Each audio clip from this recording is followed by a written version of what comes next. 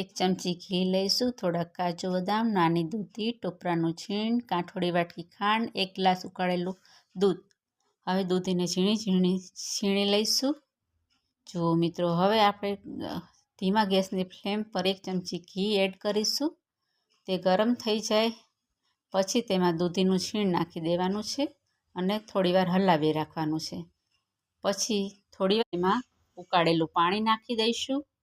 જુઓ મિત્રો, તેને 5 થી 7 મિનિટ સુધી આપણે હલાવવાનું છે મીડિયમ ગેસની ફ્લેમ પર. પછી તેમાં દૂધ નાખી દેવાનું છે ઉકાળીને. પછી જુઓ મિત્રો, ફાસ્ટ ગેસની ફ્લેમ ઉપર જ્યારે દૂધ એકદમ ઘટ્ટ થઈ જાય ત્યાં સુધી હલાવી રાખવાનું છે અને પછી એમાં ખાંડ એડ કરી દેવાની છે અને પછી તેને હલાવી રાખવાનું છે. થોડીવાર થઈ જાય, દૂધી ઘટ્ટ થઈ જાય પછી આપણે ડીશમાં લઈ લેવાની છે તેને.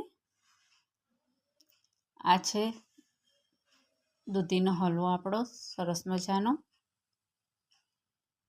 હવે જુઓ મિત્રો, આ રીતના જોઈ લો મિત્રો. હવે એમાં કાજુ બદામ ઝીણા ઝીણા ભભરાવી દઈએ આપણે.